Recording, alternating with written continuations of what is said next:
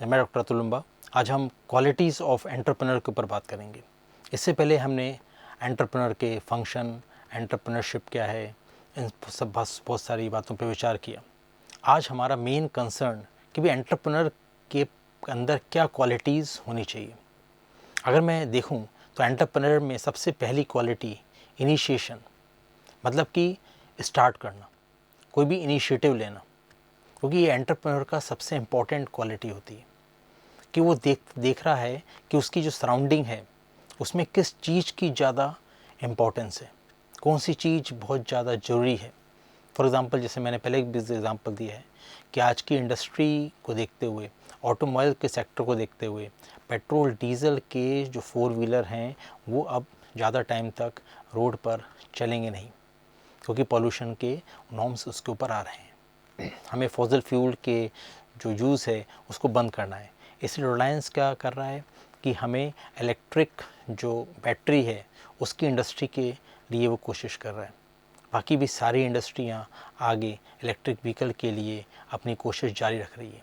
Initiate करना, कोई भी इंडस्ट्री का सेटअप स्टार्ट करना जो इकोनॉमी की रिक्वायरमेंट है। दूसरा फिर क्वालिटी जो एंटरप्रेन्योर की आती है, वाचिंग एज एन अपॉर्चुनिटी। बहुत सारी हम देखते हैं कि भी जो रिसोर्सेज हैं वो हमारे लिमिटेड हैं, उसमें कौन सी इंडस्ट्री किस अपॉर्चुनिटी को ग्रैब करेगी, कौन सा एंटरप्रेन्योर किस अपॉर्चुनिटी को ग्रैब करेगा। फॉर एग्ज़ाम्पल कि हमने नहीं पहले कभी सोचा था कि जो टैक्सी है वो हमारे फ़ोन पर, हमारे एक व्हाट्सएप के ऊपर हमारे दरवाजे के सामने खड़ी होगी, या हमारे स्टेशन के बाहर खड़ी होगी, या हमारे बस स्टॉप के बाहर खड़ी होगी, या हमारे एयरपोर्ट के वहाँ पे खड़ी होगी। सारे अब मतलब अगर हम बोलें फिर से वही एग्ज़ाम्पल मेरे सामने आता है रिलायंस के धीरू भाई अंबानी का, कर लो दुनिया मुट्ठी में। उन्होंने मोबाइल के बारे में जब सोचा तो ये उनके दिमाग में आया, कर लो दुनिया मुट्ठी में। मोबाइल मतलब आपकी दुनिया जो है वो आपकी मुट्ठी में है, मतलब कि ये मोबाइल सारे ऐप के थ्रू पूरी दुनिया को चला सकेगा। और ये हमने पेंडेमिक के दौरान बहुत अच्छे से देखा कि जब दुनिया एक कमरे में, एक घर में सिमट गई थी, या हम बोलें कि अपने में ही सिमट गई थी, हर व्यक्ति अपने में सिमट गया था, तो शायद ये मोबाइल ही था, ये इंटरनेट ही था जिसने कि इस दुनिया को लगातार एक दूसरे से जोड़े रखा, लगातार एक दूसरे से इकोनॉमी को चलाए रखा। फिर आता है परसिस्टेंट, मतलब कि लगातार कोशिश करते रहना। एंटरप्रेन्योर का जो वर्क है, एंटरप्रेन्योर की जो यात्रा है वो इसी चीज़ की है कि आपको जब कुछ नया मार्केट में लेके आना है, जब आपको इनिशिएटिव लेना है, जब आपको अननोन सराउंडिंग में, अननोन एनवायरनमेंट में कुछ करना है, मतलब कि वहाँ पे तो आपको कुछ पता ही नहीं है, तो वहाँ पे जोखिम ज़्यादा है, वहाँ पे रिस्क ज़्यादा है। तो ये रिस्क होते हुए, फेल्यूर होते हुए, हताशा होते हुए, उस इन सब चीज़ों के बातचीत भी आप अगर लगातार काम करते रहते हो, वर्किंग आप अब देते रहते हो। जितनी एग्ज़ाम्पल दूंगा मैं फ़ोर्ड का, कि फ़ोर्ड जो कार है वो 2 बार हताश होने के बाद तीसरी बार में मार्केट में लॉन्च हुई।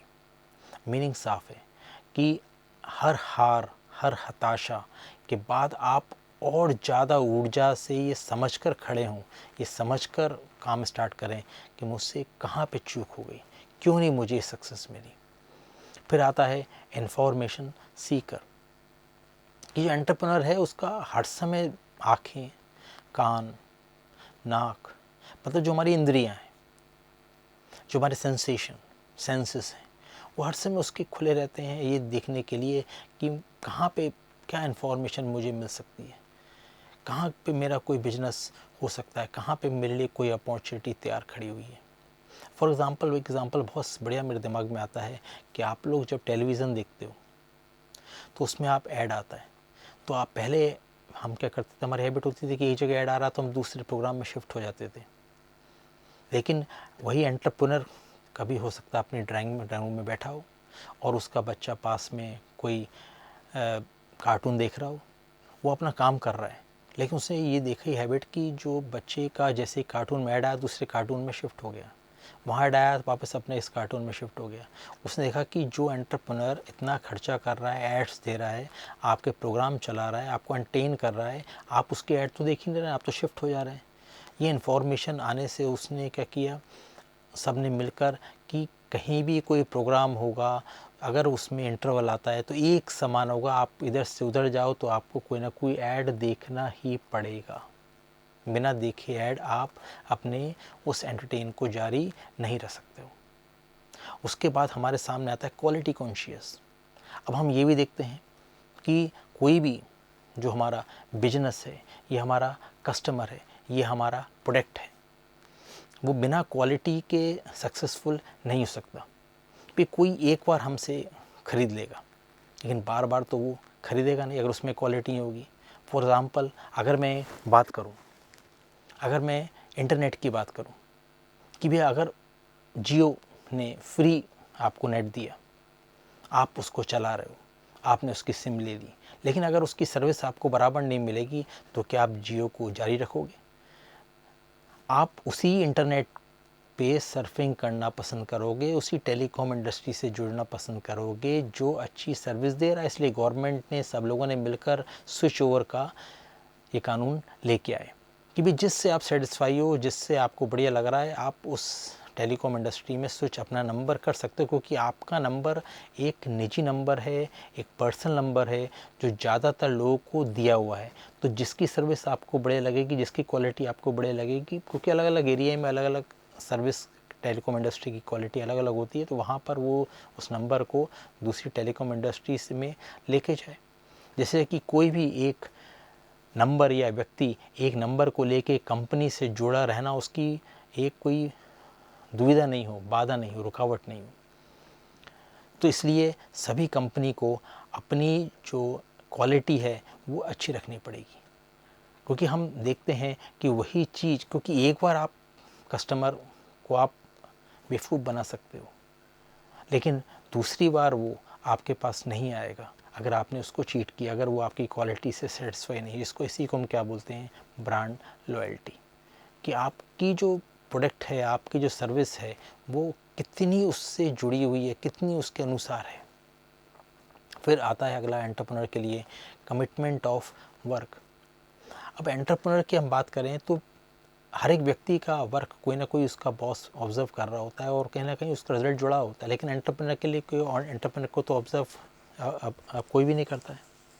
उसको खुद ही को ऑब्जर्व करना पड़ता है, वो खुद ही को चैलेंज देता है, वो खुद ही के लिए टारगेट रखता है। इसका मतलब यही हुआ कि वो कितना कमिटमेंट अपने वर्क से उसने रखा हुआ है, वो कितना वर्क कर रहा है।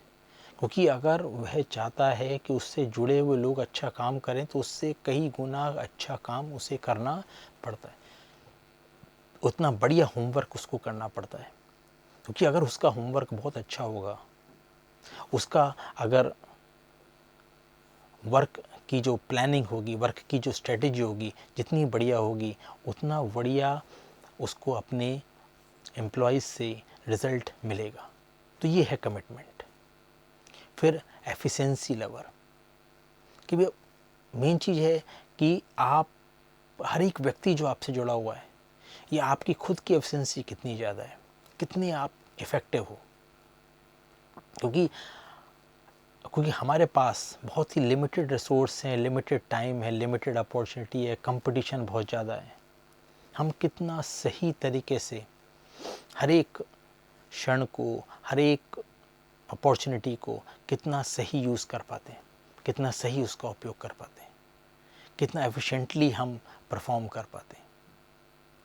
क्योंकि आप अगर कोई भी चीज़ ट्राई कर रहे हो तो आप कितना सही एनालिसिस के अकॉर्डिंग, कितना सही सर्वे के अकॉर्डिंग उसको आप ट्राई कर रहे हो, कितना नज़दीक से नज़दीक आप उसको पहुंच पाते हो। जैसे हम जब कोई टारगेट पे हिट करते हैं तो हम अपने जो हमारा औजार है, जो हमारी वेपन है और जो हमारा टारगेट है, उसको हम कितना सही तरीके से हम देख पा रहे हैं। जैसे हम बोलें कि जब द्रोणाचार्य जी ने अर्जुन से पूछा कि आपको क्या दिख रहा है, तो उसने बोला मुझे सिर्फ चिड़िया की आँख दिख रही है, एफिशिएंसी।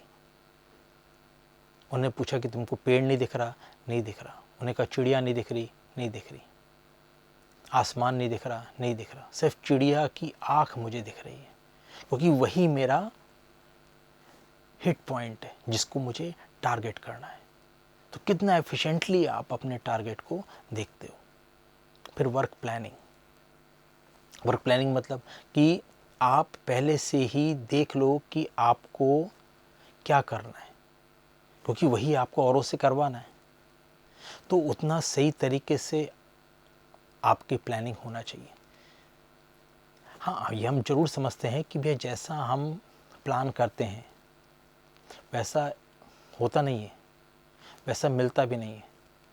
लेकिन इसका मतलब ये नहीं कि हमें प्लान नहीं करना है, क्योंकि प्लानिंग एक स्पीड ब्रेकर के समान है।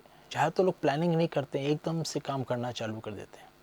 एंटरप्रेन्योर पहले प्लान करता है, फिर काम करना चालू करता है, क्योंकि वो जानता है कि स्पीड ब्रेकर पे जब हम रुकते हैं और अगला काम करना चालू करते हैं तो प्लानिंग में हमें ये पता लगता है कि भैया इस काम को करने के और कितने कितने तरीके हैं, कहाँ पे मुझे क्या क्या प्रॉब्लम्स आएगी, उसका वो पहले से ही सॉल्यूशन ढूंढ लेता है। तो वर्किंग प्लानिंग मतलब क्या हुआ, एक ब्लूप्रिंट तैयार कर लेना। कोई जब हम ब्लूप्रिंट तैयार कर रहे हैं तो हम देख लेते हैं कि हमें क्या क्या रिसोर्सेज, क्या क्या एफिशिएंसी, क्या क्या एक्सपर्टाइज उसमें लगेगी और वास्तव में इसका रिटर्न हमें कितना प्रॉपर मिलेगा। तो ये प्रॉपर्ली पूरा तैयार हो जाता है। जैसे कि मैंने एग्जांपल दिया भी है कि अगर मुझे चाय बनाना है तो अगर उसकी मैं प्लानिंग करूं तो सबसे पहले दूध निकाल के रख लूँगा फ्रिज में से, जिससे कि वो एक नॉर्मल टेम्परेचर पे आ जाए। और फिर और सारे चाय पत्ती, शक्कर, अदरक, सब चीज़ें मैं एक जगह पर पानी इकट्ठा कर लूँगा और सबसे आखिरी में मैं तपेली गैस के ऊपर ऑन करके चढ़ाऊँगा। जबकि अगर मैं प्लानिंग से नहीं करूँगा तो सबसे पहले मैं गैस के ऊपर जो बर्तन है उसको रख दूँगा, उसके बाद सब दौड़ धूप चालू होगी और सबसे आखिरी में फ्रिज में से दूध निकल के ठंडा उसमें डाला जाएगा। जो एक एनर्जी पहले तो लगी जो वेस्ट जा रही थी, फिर ठंडे को नॉर्मल करने पे लगी, फिर उसको गर्म करने पे लगी। तो ये चीज़। फिर सेल्फ कॉन्फिडेंस, क्योंकि जो एंटरप्रेन्योर है, जो लीडर है, क्योंकि एंटरप्रेन्योर एक लीडर है जो पूरे अपनी जो ऑर्गेनाइजेशन उसको लीड कर रहा है। और जब वो लीड कर रहा है तो उसके अंदर कॉन्फिडेंस कूट कूट के भरा होना चाहिए। क्योंकि आप देखेंगे एंटरप्रेन्योर में ज़्यादातर आपको प्रॉब्लम बहुत फेस करना है, क्योंकि कोई भी चीज़ आपके अप्रोप्रिएट नहीं है, कोई भी चीज़, क्योंकि रूटीन नहीं है। जो चीज़ रूटीन होगी वो क्या होगी, कंफर्टेबल होगी। और जो चीज़ रूटीन नहीं है, इनोवेटिव है, चेंजिंग है, डायनामिक एनवायरनमेंट में, तो क्या होगी, अनकंफर्टेबल होगी। और जब चीज़ अनकंफर्टेबल होगी उस टाइम आप में हिम्मत होना बहुत ज़रूरी है, क्योंकि उस टाइम आपके चारों तरफ लोग की हताशा भरी जो नज़रें हैं वो आपकी तरफ होगी और आपसे ही उन्हें एनर्जी मिलेगी। आप ही उनकी एनर्जी के क्या सोर्स होगे। हम जब दिन भर की दौड़ धूप, दिन भर की परेशानियों के बाद जब रात में सोते हैं और सुबह जब सूर्योदय हम देखते हैं तो उसी एनर्जी सोर्स से हमें फिर अगला दिन जीने के लिए हिम्मत मिलती है। फिर असर्टिवनेस, कि जो भी हमारा काम है, जो भी हमारी सोच है, जो भी हमारा वर्क है, वो प्योरली हमारी एंटरप्राइज की भलाई के लिए होना चाहिए। एंटरप्राइज से ज़्यादा हमारे देश की भलाई के लिए होना चाहिए, हमारे कस्टमर्स की भलाई के लिए होना चाहिए, हमारी सोसाइटी के लिए भलाई के लिए होना चाहिए। मतलब आप जो भी वर्क कर रहे हैं, जो भी आपकी सोच है, वो ऑर्गेनाइजेशन, नेशन और पब्लिक सोसाइटी के लिए होनी चाहिए, उसकी भलाई के लिए होनी चाहिए। जब आप ऐसा सोचेंगे, जब आप ऐसी अपनी ऑर्गेनाइजेशन के बारे में मंशा रखेंगे तो ज़रूर वो चीज़ आपके एंटरप्राइज जो होगी वो अच्छा परफॉर्म करेगी। फिर अगली क्वालिटी हमारी आती है परसुएशन। परसुएशन मीन्स कि आप कैसे दूसरों को अपने अनुसार काम के लिए कन्वर्ट कर लेते हैं। आप जो सोचते हैं, आपका जो सपना है, आपकी जो थिंकिंग है, आपका जो ड्रीम है, वो कैसे आप बहुत अच्छे ढंग से ट्रांसफॉर्म कर पाते हैं अपने लोगों के अंदर, कितने सही तरीके से आप उनके अंदर वो चीज़ बिठा पाते हैं जिससे कि वो आपके अनुसार ही वर्क करें, आपके अनुसार ही रिजल्ट दें। कितना ट्रांसपेरेंट, कितना क्लियर आपका और आपके एम्प्लॉयज़ का एक रिलेशन है, क्योंकि उनको पता है कि मुझे ऐसा करना है और ऐसा करने का परिणाम ये होगा और ये परिणाम मेरे से जुड़ा हुआ है, कि उन्हें उन्हें क्लियर दिखे कि वे मुझे ऐसा करने में मेरी भलाई। आपके ऊपर विश्वास कब रहेगा? ये चीज़ वही हुई आपके ऊपर विश्वास वाली, कि भाई मैं जो बोल रहा हूँ आप लोगों से, मैं जो आपसे करवाना चाह रहा हूँ वो इस ऑर्गेनाइजेशन की भलाई के लिए, देश की भलाई के लिए, सोसाइटी की भलाई के लिए, और जब हम सब की भलाई होगी तो आप पूरे मेरे इंडस्ट्री की भलाई होगी, और वो भलाई पूरे इंडस्ट्री में हर एक व्यक्ति के ऊपर मिलेगी, उसको रिटर्न के रूप में मिलेगी।